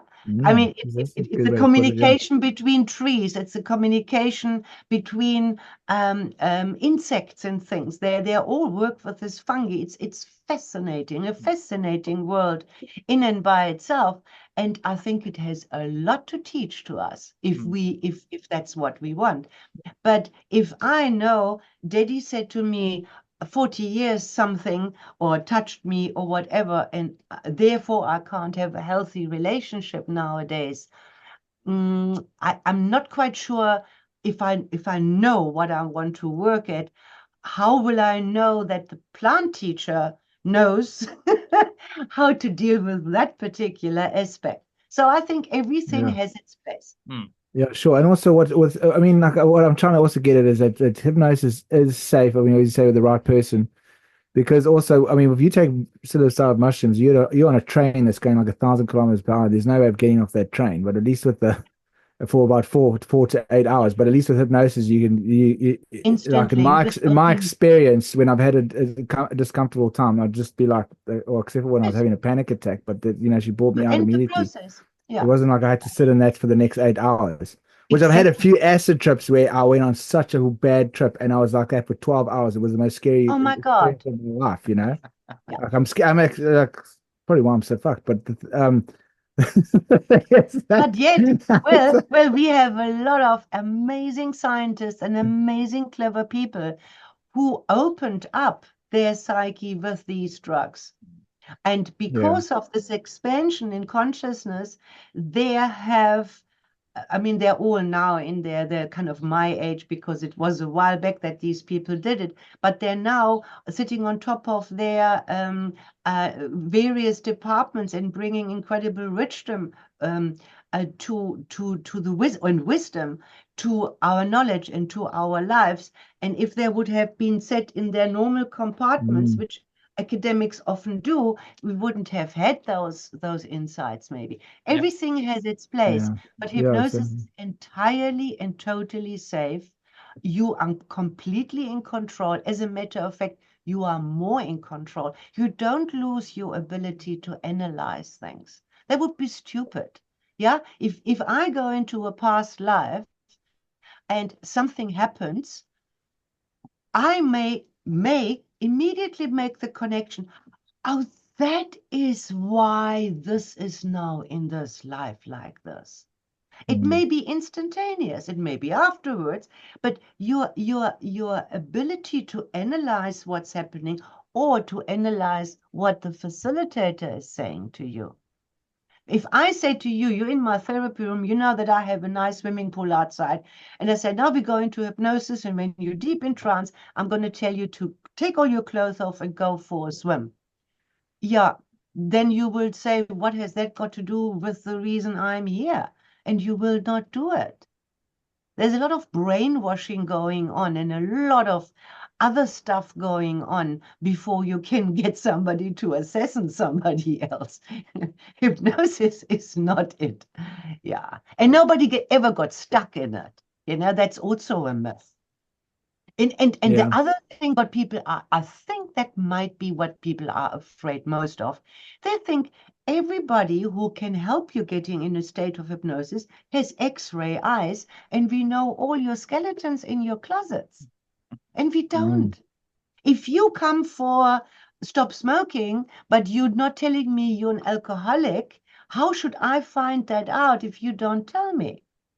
But they're worried they are going to say it. Maybe they're worried like they've been cheating on But their why wife would and they? you the wife's friend, and then they're gonna take, and under hypnosis you're gonna get that out of them. Yeah, but why would they if you don't want to do? And also a good facilitator will respect privacy. You're not a voyeur, you're a hypnosis facilitator, right? So you don't need to know the intrinsic details of something, what's happening. You need to know a kind of an outline so you can guide better along the techniques that we do. But you don't need to know all the deep and dark stuff that goes on in there. And no, But many as people you might. say, you're just like asking questions, like you just asking see what comes up. It's not like Yeah. you're not guiding them in any, or Leading. We're guiding, but leading. we're not leading. Yeah. Yes, but just on that, but then the stage hypnotists, when they make you act like a chicken, or they say like sometimes they go sleep, and then some people just fall over and they just like hit Yeah. their head on the floor or something and damage their head. But isn't that kind of contradiction to what we're talking here, though, or what is it? Well, you see, many years ago, I had the same question, and I decided I have to become a stage hypnotist. Not a serious one that has big posters and things like that, but we did quite a few stage shows. Um, Enough for me to play with hypnosis a lot, because you can't really play with it in a therapy room. That's just inappropriate, right? And Yeah, it sure. taught me a lot. It taught me a lot. It taught me a hell of a lot. Some of that which really enhances our teachings, which I would have never learned just from therapy. Um, and there are hypnotists, I believe, who plant amongst the subjects on stage, plant people that either play along or they know are very hypnotizable. We never did that. We also never took money for that. It was really a learning curve and to empower other people.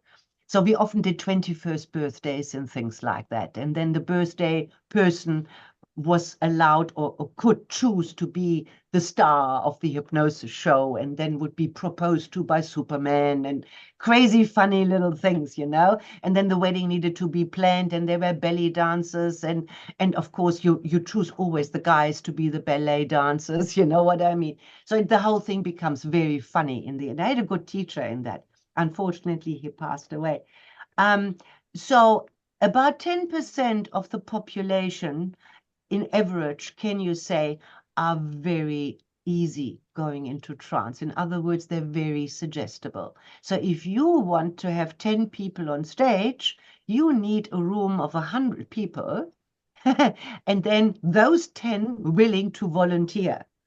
Otherwise, you will have seen when you watch shows, you do an induction on them, and some may go into trance and take themselves out, and those you then invite to watch the show rather from the audience, because you can't really use them for these things. And then it becomes a self-fulfilling prophecy. Once you go and you allow yourself to go into trance, you tend to go deeper and deeper. So what the stage hypnotist usually does, the first what you call it now again, I forgot. The first stuff that you do is usually very easy, like move like a washing machine, a spin cycle, or roller coaster rides, because you can make that up, right? And as you get more accustomed to it, it becomes deeper and deeper and deeper, and now you will maybe act to a prompt of a song, but once you're programmed to do that, and every time that song will play, I get up and do what I'm willing to do. But I also had to just give you one example. I don't know whether people anymore know Ricky Martin. Do people still know Ricky Martin? What, the singer? It rings a bell. The singer, yeah. Yeah. And we had this Yeah. birthday party, and we had this one thing that we said, okay, and when you hear this song, it was his Ricky Martin song, you will get up, and here's a fake microphone, and then you will shake your hips and do everything and sing the Ricky Martin song. We did the same with Britney Spears. And the one guy found it very, very difficult to resist because he was deep in trance. So he took the fake microphone, he stood up, and then he sat down. And he didn't do that. was the first time, and it was such an amazing learning curve, because we always say you will never do something against your deep inner values and morals. But I've never seen that until that day. And afterwards we said, I can't stand Ricky Martin, so I'm not going to perform him. Well, he was also Such a cool embarrassed about experience. wasn't he embarrassed to sing with his friends? His friends are going to judge him. Yeah, singing might It be wasn't shit. like Riding the Lightning by Metallica. But Claudia, so you can't just hypnotize someone just staring at them. Like, I mean, you haven't just hypnotized me and Lee, and we've just thought we were in a podcast for an hour and a half, and we've actually just been dancing like chickens here, and we can't actually wait to watch the video afterwards because that would be so cool. No, you see, I like to keep my reputation. I wouldn't even attempt that, and I doubt that you fall under the 10%. By the way, another myth is that people say it is people with a low IQ that are more hypnotizable. That's also not true. It's funny because I listened to a radio station show, and they were saying that people with the highest IQ are the ones that get hypnotized better. And then they chose the people on the radio station. They're like, okay, this girl's the highest IQ. Then she went on, and the guy hypnotized her over the radio, and she was like, couldn't.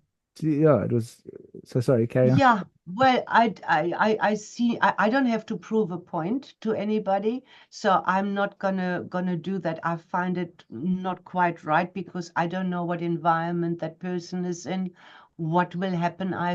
If I were to do this with you, I don't know where you are. I don't know what's is it dangerous? Is there a kettle boiling? I don't know. I wouldn't do that. There has to be some responsibility, in my opinion. And although online sessions can be done, it is usually a process to go into trance. It's not like this. It is like this when you already know and you kind of have been prompted to act on something like that. So what you see on street hypnotists like Paul McKenna, or the people in Europe, for example, they only show you the ones that they sleep, and then the person just goes like this, but they don't show you how many misses they had and how much preparation they had. Once you have done it with a person once, it becomes easier and easier to do this. Absolutely, that's true. That's why a hypnosis show from being mediocre becomes more and more intrinsic and usually humorous, because the audience says, I would never cluck like a chicken. I couldn't be doing this, yes? And you don't have the inhibition anymore, because it's not in your makeup to have those kind of inhibitions anyway, because if you would, you wouldn't have volunteered to come up in the first place. You see? Yeah, sure. So, and then the last thing, sorry, I just because I've got to take my daughter to a play date now.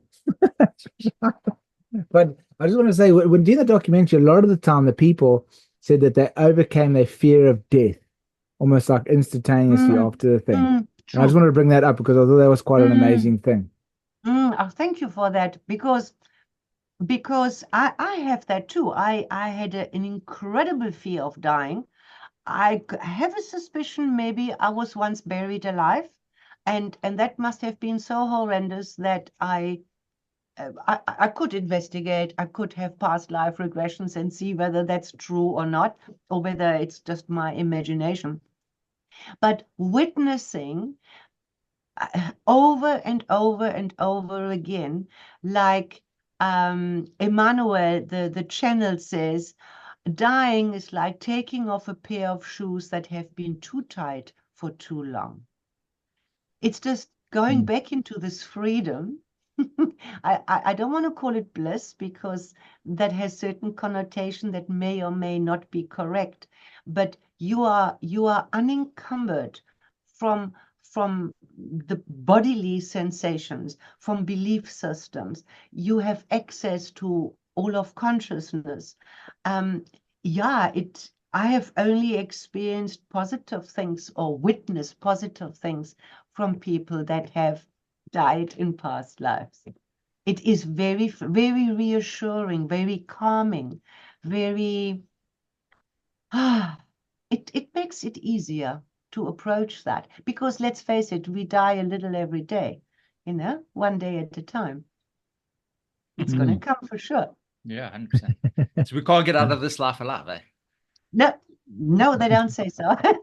And so it's better, I think it's better to I'm not going to say look forward to it, but some people actually can. That doesn't take the responsibility away from living this life to its fullest or be as joyful as you can be. But if you don't have to approach that happening with fear, can I tell you a secret? I have a feeling that dying is just like being born. Because when you're in the womb, you have got no clue where you're going when you're squeezing yourself through the birth canal. You might as well think that you're dying. Yeah? And when we die, we're squeezing through a different kind of birth canal into something which we also don't remember at the moment. Awesome. Yeah. Agreed. Great. Okay, Claudia, that was wonderful, man. Yeah, thank you very much for your time, Claudia. Yeah, thank you, You're Claudia. most That was welcome. amazing to speak to you. It's always so fun, and I can't wait for you to see I can't wait documentary. to see that documentary, and I also would like to have access to this podcast, if I may. Yeah, of course. We'll We send you the will link, say, the YouTube, and it's going to be on Spotify and fantastic. and Could Apple I use Podcasts. some or all of it on our website as Yeah, well? you can use the whole thing. Please, absolutely. Please put it on Fantastic. there. We would Thank love you. it. Yes. Good. Fantastic. Okay. Right, Yeah. we stay in touch. I Yeah. can't Okay. wait to see this documentary. It's been over a year now, no? Well, my one's been over 6 years. Wow. That's patience, Yeah, but huh? anyway, That's patience. it's a process because now they're all together, and I've sent it to the distributor, and she's so excited that it's all like there's 5 documentaries now in a bundle that she's gonna as a series. So that it's gonna happen. Lee. Took Awesome. 5 years, Yeah. but Can't wait. Yeah, Okay. yeah. I do a little bit of video editing myself, just very amateurish, and it is super time consuming. So I can imagine if you have all this material and have to wade through it, it's Yeah. a task. Yeah. So Yeah, so well yours done. was actually very quick considering. Okay, I don't know whether that's a good thing or a bad thing, but we will see No, the it's results. because I had a professional editor on it. With Lee's one, I was editing myself for like a year, and then I realized I'm actually pretty shit at editing. So now I got a guy that I paid a lot of money for to get Yeah. it done. So it's Yeah, good. It's yeah. really good. It's amazing. Yeah. Yours too, Fantastic. Lee. I I also can't had wait. to send it to someone else. So don't worry, yours is also good. Okay. Cool. All right. Okay. All Thank right, you, guys. Claudia. Thank you Awesome to so talk to much. Thanks, Yeah, Bye-bye. lovely speaking to you. Ciao, Bye. ciao. Bye-bye. Bye. Cheers. Yeah, interesting again. Yeah, that's Some great. good- Yeah, lekker, man. Cool. Yeah, that's it, man. Again, we've gone quite a bit over time. Maybe we should start doing this paid podcast, paid views. You know, we do like a 40-minute thing, and then if you want to listen, you can pay. Yeah. Hey, Well, no, yeah, but maybe anyway. in the future. I mean, Yeah. don't put that in. Also, maybe Of course, I got to put it in, man. That's Right, guys, guys and girls, thank you again for your subscriptions and for listening around the world. We hope you enjoy your week to come, and we will speak to you next week. Well, again, thank you on your side, and then we'll chat to you soon. Yeah, cool. Thanks, man. And also, if you like the YouTube video, because it's going to YouTube, then hit the button, the like and subscribe button. Sorry, I just hear everyone saying like that and on subscribe, YouTube. like and subscribe. I've heard that at I don't understand why people say that. It's like, fuck, if you watched it and you like it, you're obviously going to like and subscribe, but it's like, as if like people are stupid and you see. And the funniest thing is that, I mean, obviously there's some kind of research or some kind of, I don't know what it is, but when they say it in the beginning of the video, that's what fucking irritates me the most. It's like, they haven't even said anything else, but they're like, hit the like and the subscribe button. And I'm like, dude, I don't even know if I fucking like this video yet. And you're telling me to like and subscribe. Are you fucking stupid? Like, what the fuck? I don't know. Maybe it plants it in your subconscious. So then later on, if you realize, oh, I do like this, then maybe you go, I don't know what the psychology is, but it irritates the shit out of me. But anyway, if you like this thing, smash that like and subscribe button at the bottom. And yeah, we'll chat soon. I said it. You did. cringed when I said it. Cool. Thanks, man. Just did. Cheers.